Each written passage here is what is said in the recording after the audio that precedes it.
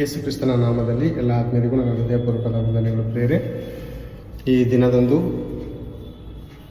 ನಾವು ನೋಡುವಾಗ ಸ್ವತಂತ್ರ ದಿನಾಚರಣೆಯನ್ನು ಕುರಿತು ಪ್ರಪಂಚದಲ್ಲಿರುವಂಥ ಸರ್ವ ಮಾನವರು ಸಂತೋಷದಿಂದ ಸಡಗರದಿಂದ ಈ ದಿನವನ್ನು ಸಮಯವನ್ನು ಕಳೆದಿದ್ದಾರೆ. ಹೆಚ್ಚು ಕಮ್ಮಿ 8 ಗಂಟೆ 10 ನಿಮಿಷವಾಗಿದೆ. ಲೋಕದ ಸಡಗರವು ಇನ್ನೇನು ಮುಕ್ತಾಯಗೊಳ್ಳುವಂಥ ಸಮಯವಾಗಿದೆ. ಈ ಸಮಯದಲ್ಲಿ ಅದಕ್ಕೆ ಸಂಬಂಧಪಟ್ಟಂಥ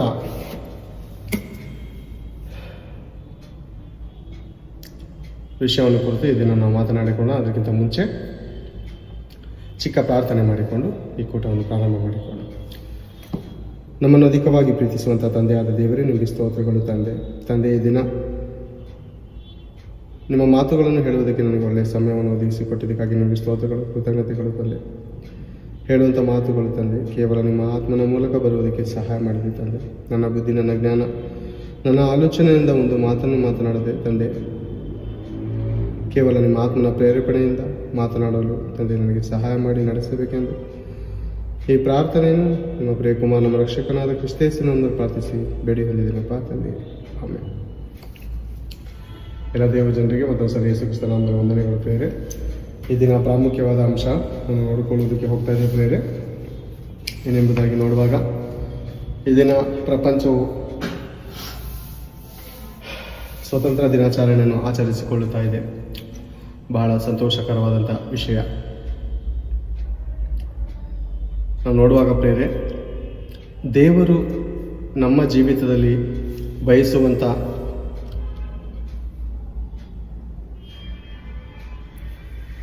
ಸ್ವತಂತ್ರವು ಎಂಥದಾಗಿರಬೇಕು.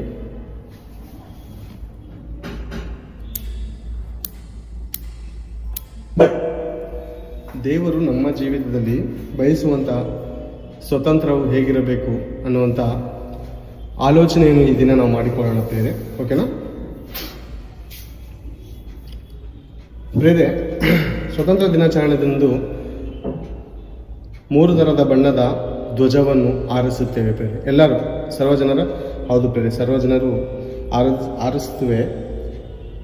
ಆದರೆ ಅನೇಕರಿಗೆ ಕೇಳಿ ನೀವು, ಈ 3 ಬಣ್ಣದ ಬಾವುಟವನ್ನು ನಾವು ಧ್ವಜವನ್ನು ಆರಿಸುತ್ತೇವಲ್ಲ, ಈ 3 ಬಣ್ಣದ ಅರ್ಥವೇನು ಅಂತ ಅನೇಕರಿಗೆ ನೀವು ಕೇಳುವಾಗ ಅವ್ರು ಏನು ಹೇಳ್ತಾರೆ ಅಂದರೆ ಪ್ರೇರೆ, ನಮ್ಗೆ ಗೊತ್ತಿಲ್ಲ ಅಂತಾರೆ ಪ್ರೇರೆ. ಮತ್ತೆ ಅವರು ತನ್ನ ಧರ್ಮವನ್ನು ಕುರಿತು ತನ್ನ ಒಂದು ಭಾಷೆಯನ್ನು ಕುರಿತು ಅನೇಕ ಹೆಚ್ಚಳ ಪಡ್ತಾ ಇರ್ತಾರೆ ಪ್ರೇರೆ, ಹೌದಲ್ವಾ? ಆದರೆ 3 ಬಣ್ಣದಲ್ಲಿರುವಂಥ ಅರ್ಥವೇನು ಅಂತ ಕೇಳುವಾಗ ಅವ್ರಿಗೆ ಅರ್ಥ ಗೊತ್ತಿಲ್ಲ ಪ್ರೇರೆ. ಅದು ನೋಡುವಾಗ ಪ್ರೇರೆ, ಹಸಿರು ಬಣ್ಣ ಬಂದು ಮುಸಲ್ಮಾನರಿಗೆ ಸಂಬಂಧಪಟ್ಟಂಥ ಬಣ್ಣವಾಗಿದೆ. ಅದೇ ಕೇಸರಿ ಬಂದು ಹಿಂದೂ ಜನಾಂಗಕ್ಕೆ ಸಂಬಂಧಪಟ್ಟಂಥ ಬಣ್ಣವಾಗಿದೆ. ಬಿಳಿ ನೋಡುವಾಗ ಕ್ರೈಸ್ತರಿಗೆ ಸಂಬಂಧಪಟ್ಟಂಥ ಬಣ್ಣವಾಗಿದೆ.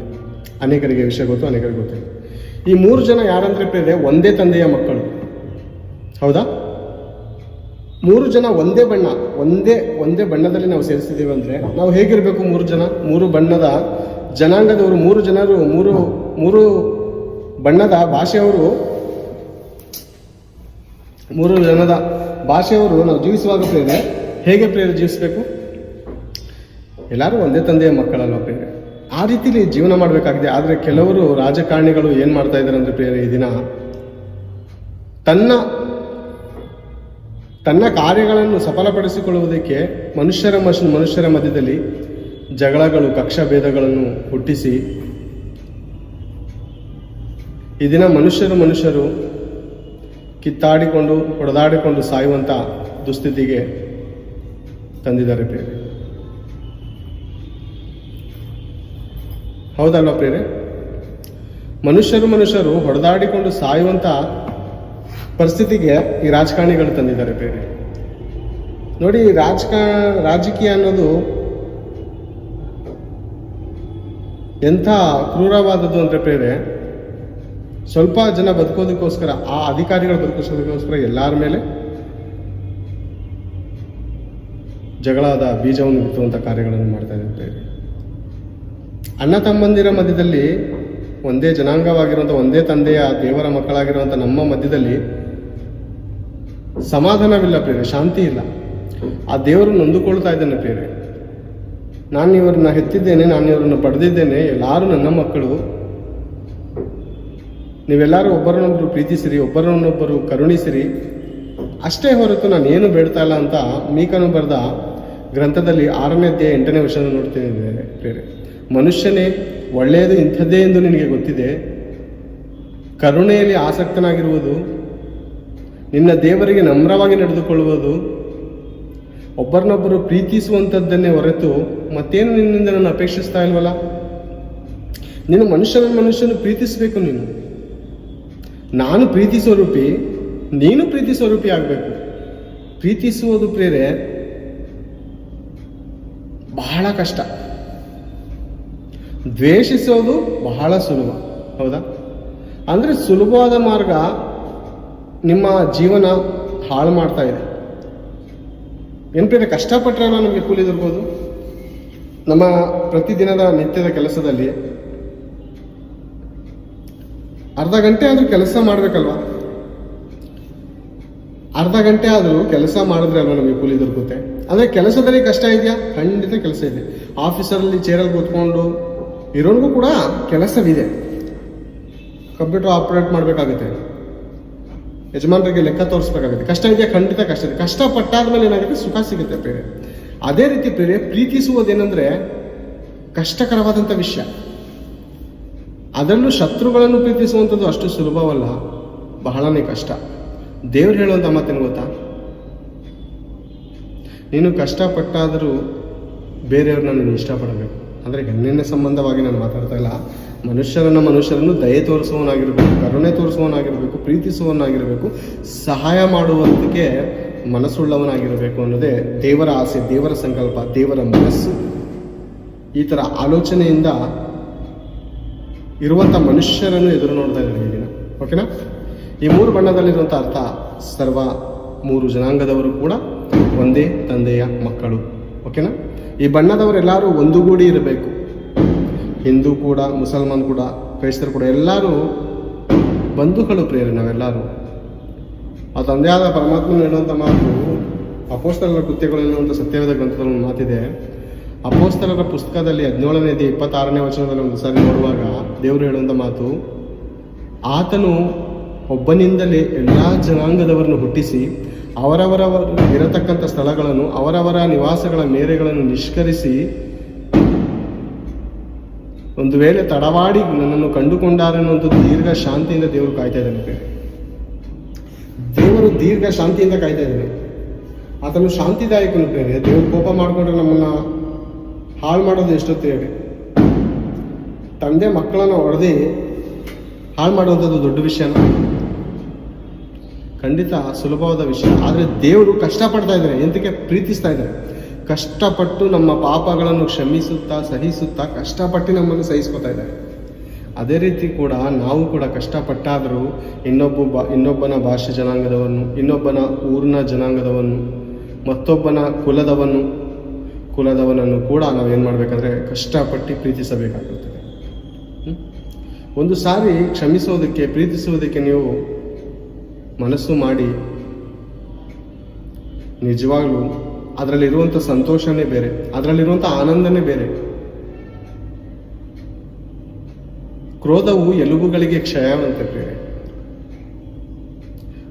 ಕೋಪ ಐತಲ್ಲ, ಅದು ನಿಮ್ಮ ಎಲುಬುಗಳನ್ನ ಸಮಸ್ಯದಂತೆ. ನೀವು ಡಾಕ್ಟರ್ಗೆ ಹೋಗಿ ಕೇಳಿ, ಕೋಪ, ಹೆವಿ BP, ನಿಮ್ಮ ಮೂಳೆಗಳೆಲ್ಲ ಇಲ್ಲೆಲ್ಲ ಏನಾಗುತ್ತೆ ಅಂದರೆ ಪೇನ್ ಬರೋದಕ್ಕೆ ಸ್ಟಾರ್ಟ್ ಆಗುತ್ತೆ.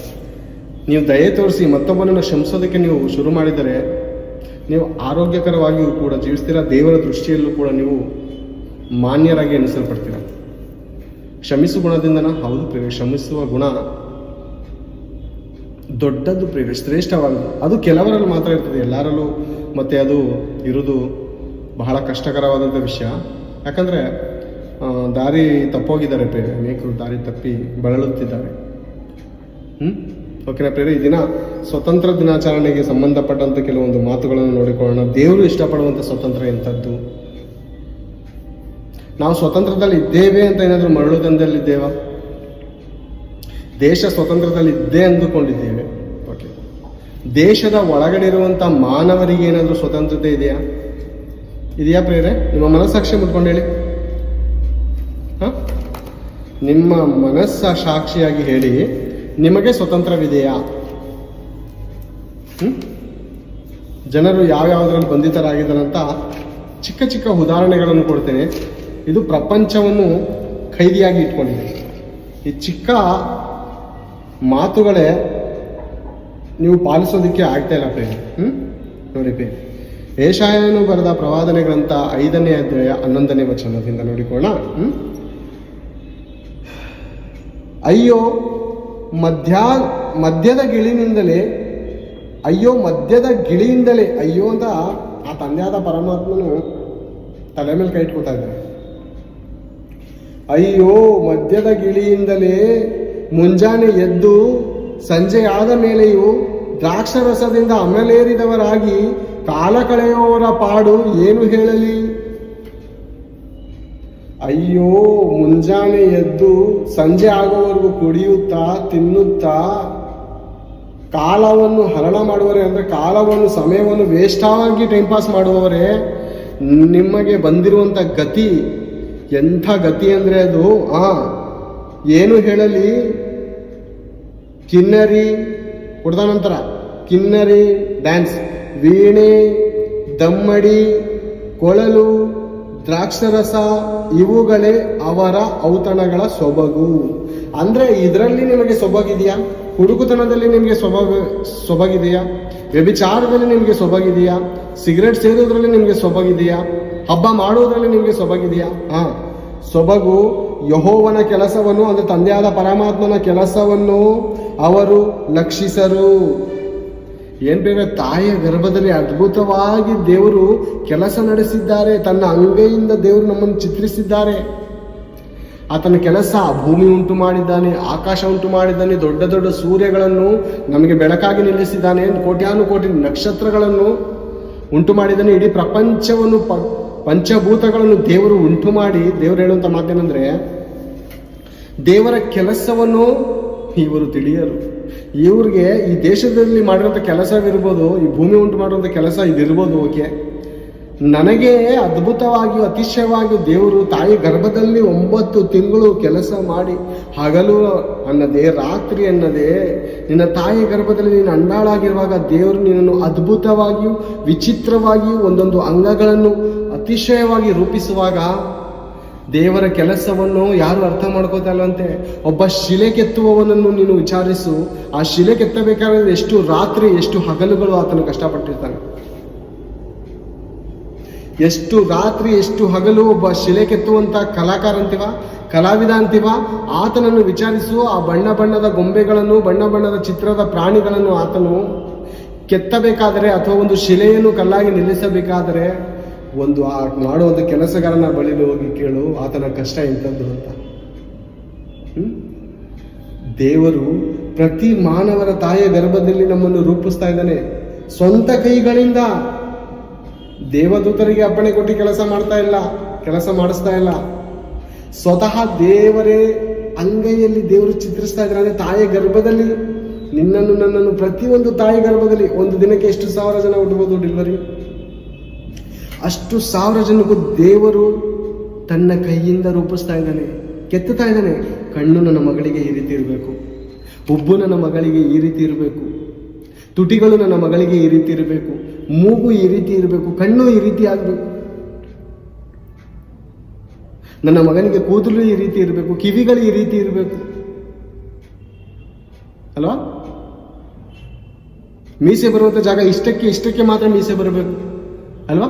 ಎಷ್ಟು ಅದ್ಭುತವಾಗಿ ಆಲೋಚನೆ ಮಾಡಿ ಅಂಗಾಲಿಂದ ಹಿಡಿದು ನಡುನತ್ತಿಯವರೆಗೂ ದೇವರು ರೂಪಿಸಿ ಮಾನವ ಜನ್ಮವನ್ನು ಮನುಷ್ಯರಿಗೆ ಕೊಟ್ಟಿರುವಾಗ ಮನುಷ್ಯನು ಏನಾಗ್ತಾ ಇದ್ದಾನಂತೆ? ಮನುಷ್ಯನು ಕಿನ್ನರಿ, ವೀಣೆ, ದಮ್ಮಡಿ, ಕೊಳಲು, ದ್ರಾಕ್ಷರಸ ಇವುಗಳೇ ಅವರ ಔತಣಗಳ ಸೊಬಗು. ಯೆಹೋವನ ಕೆಲಸವನ್ನು ಅವರು ಲಕ್ಷಿಸರು. ಆತನ ಹಸ್ತ ಕಾರ್ಯವನ್ನು, ಕೈಯಿಂದ ಮಾಡಿದಂಥ ಹಸ್ತ ಕಾರ್ಯವನ್ನು ಆಲೋಚಿಸರು. ಯಾವನಾದರೂ ಈ ದೇಹವೆಂಬುವಂಥ ಈ ದೇವಾಲಯವನ್ನು ನಮಗೆ ಕೊಟ್ಟಿರುವಂತಹ ಪರಮಾತ್ಮನು ಯಾರು ನಮಗೆ ಕೈ ಕೆಲಸ ಮಾಡಿ ರೂಪಿಸಿದರು, ಯಾರು ನಮ್ಮನ್ನು ಅದ್ಭುತವಾಗಿ ರೂಪಿಸಿದರು ಅಂತ ಈ ದಿನದವರೆಗೂ ಮನುಷ್ಯನು ದೇವರನ್ನು ಕಂಡುಕೊಳ್ಳದೆ ಹೋಗಿದ್ದಾನೆ. ಈತನ ಜೀವನದಲ್ಲಿ ಯಾಕೆ ನಿಜವಾದ ಸ್ವತಂತ್ರವಿಲ್ಲವೆಂದರೆ ಈತನು ಪಾಪಕ್ಕೆ ಖೈದಿಯಾಗಿದ್ದಾನೆ, ಪ್ರೇಮಕ್ಕೆ ಖೈದಿಯಾಗಿದ್ದಾನೆ, ವ್ಯಭಿಚಾರಕ್ಕೆ ಖೈದಿಯಾಗಿದ್ದಾನೆ, ಕುಡುಕುತನಕ್ಕೆ ಖೈದಿಯಾಗಿದ್ದಾನೆ, ಇಸ್ಪಿಟಾಟಕ್ಕೆ ಖೈದಿಯಾಗಿದ್ದಾನೆ, ಚಾಡಿ ಹೇಳುವುದರಲ್ಲಿ ಖೈದಿಯಾಗಿದ್ದಾನೆ, ಕೊಲೆ ಮಾಡುವುದರಲ್ಲಿ ಖೈದಿಯಾಗಿದ್ದಾನೆ. ಪ್ರೇರೆ, ಇದು ನಿಜವಾದ ಬಂಧನದಿಂದ ಬಿಡಿಸತಕ್ಕಂಥ ನಿಜವಾದ ಸ್ವತಂತ್ರ ಇಲ್ಲಿ ಇದೆ. ಎಲ್ಲಿದೆ? ಇದರಿಂದ ನೀನು ಬಿಡುಗಡೆ ಆಗಬೇಕು. ಈ ಪಾಪದ ಅಮಲಿನಿಂದ ಎಚ್ಚೆತ್ತು ನೀನು ಹೊರಗಡೆ ಬರಬೇಕು. ಜೈಲಿಂದ ಹೊರಗಡೆ ಬಂದಾಗ ಹೊಸ ಜೀವನ ಇಷ್ಟಪಡ್ತೀವಲ್ವಾ? ಜೈಲಿಂದ ಹೊರಗಡೆ ಬರೋದಕ್ಕೆ ಇಷ್ಟಪಡ್ತಾನಲ್ಲ ಮನುಷ್ಯ. ಈಗ ನೀನಾಗಿರುವಂಥ ಮನುಷ್ಯನು ಪಾಪದ ಅಮಲಿನಲ್ಲಿ ಖೈದಿಯಾಗಿದ್ದೀಯ. ನಿನಗೆ ಗೊತ್ತು, ಈ ಪಾಪ ಮಾಡಿದರೆ ನನಗೆ ಶಿಕ್ಷೆ ಸಿಗುತ್ತೆ, ಈ ಪಾಪ ಮಾಡಿದರೆ ನನಗೆ ಹಣ ವೆಚ್ಚವಾಗುತ್ತೆ, ಈ ಪಾಪ ಮಾಡಿದರೆ ನಾನು ಸಾಲ ಮಾಡಬೇಕಾಗುತ್ತೆ, ಈ ಪಾಪ ಮಾಡಿದರೆ ನನ್ನ ಹೆಂಡತಿ ಮಕ್ಕಳು ನನ್ನಿಂದ ದೂರ ಆಯ್ತಾರೆ, ಈ ಪಾಪ ಮಾಡಿದರೆ ಇನ್ನೊಬ್ಬರು ನನ್ನನ್ನು ಹೊಡೆದು ಸಾಗಿಸಿದ್ದಾರೆ, ಈ ಸುಳ್ಳನ್ನು ಹೇಳಿದರೆ ನನಗೆ ಭಯಂಕರ ಶಿಕ್ಷೆ ಐತೆ ಅಂತ ಗೊತ್ತಿದ್ರೂ ಅದನ್ನು ಮಾಡದಂತೆ ಹೊರಗಡೆ ಬರಲಾರದಂತ ಒಂದು ಬಂಧನ ನಿನ್ನನ್ನು ಹಿಡಿದಿಟ್ಟಿದೆ ಮನುಷ್ಯ. ನಿಜ, ಅದೇ ಹೇಳಿದ್ರೆ ದೇವರು ಕಿನ್ನರಿ ವೀಣೆ